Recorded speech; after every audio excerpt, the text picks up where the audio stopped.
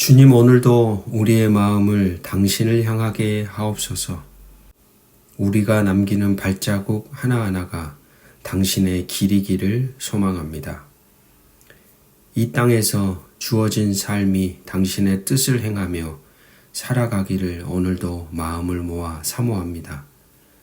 영원히 당신과 함께 거하는 그 은혜를 오늘도 누리며 살기를 원하오니 주 예수 그리스도시여 우리를 불쌍히 여기소서.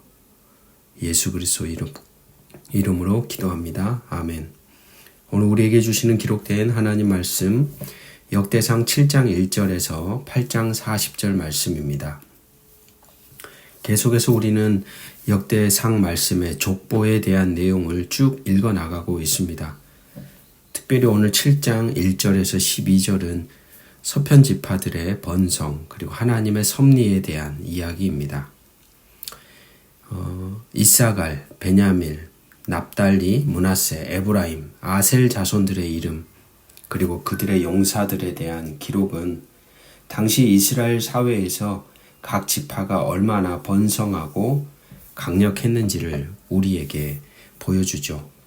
단순히 숫자를 나열하는 것을 넘어 이 기록은 이스라엘 백성이 하나님의 언약을 따라 어떻게 성장하고 번영해 왔는지를 증거합니다.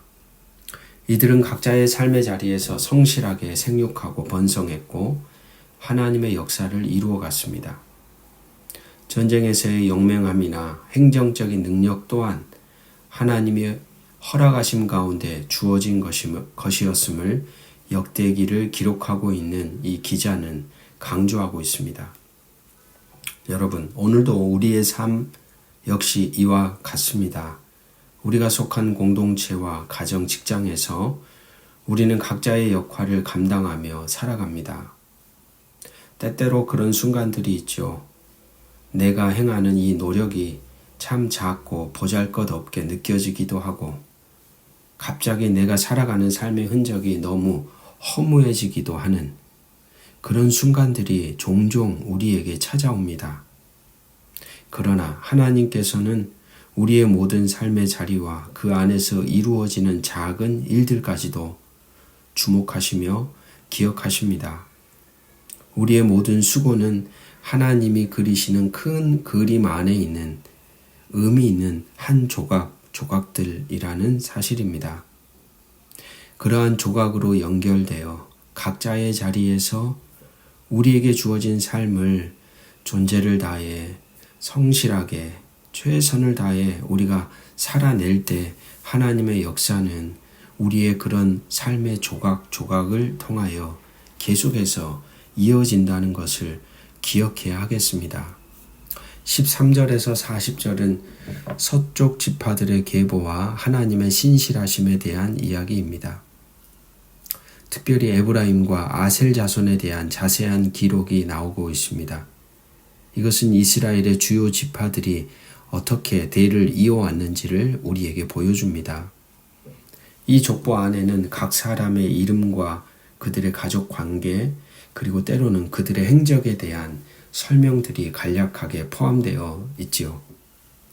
고대 사회에서 족보는 개인의 정체성과 공동체 안에서의 위치를 확립하는 매우 중요한 수단이었다고 합니다. 또한 이것은 하나님께서 아브라함에게 약속하신 자손의 번성이라는 언약이 어떻게 성취되어 가는지를 보여주는 증거이기도 합니다. 여러분, 우리의 삶 속에도 이러한 계보가 있습니다. 우리는 믿음의 선조들의 삶을 통해 신앙을 물려받았고 다음 세대에 또 그 신앙을 전수하는 자리에 서 있습니다. 우리의 신앙의 여정은 섬처럼 홀로 존재하는 것이 아니라는 것이죠. 홀로 시작되고 끝나는 것이 아니라 앞서간 믿음의 사람들이 겪었던 시련과 승리, 그들의 헌신과 순종이 오늘을 살아가는 우리에게는 길이 됩니다. 그리고 오늘 우리가 심는 작은 믿음의 씨앗이 또 우리의 인생을 바라보며 자라가고 있는 다음 세대에게는 또 길이 되고 그들에게 큰 나무가 되어 아름다운 열매를 맺어 간다는 것입니다.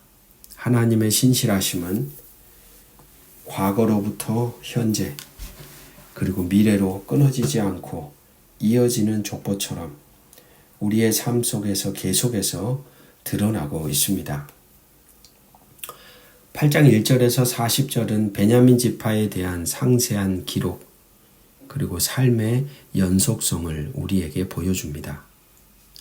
베냐민 지파의 족보를 상세하게 다루고 있는 8장에서 이스라엘의 첫 번째 왕이었던 사울이 베냐민 지파 출신이었음을 우리는 기억합니다. 그 지파가 중요했다는 것이죠.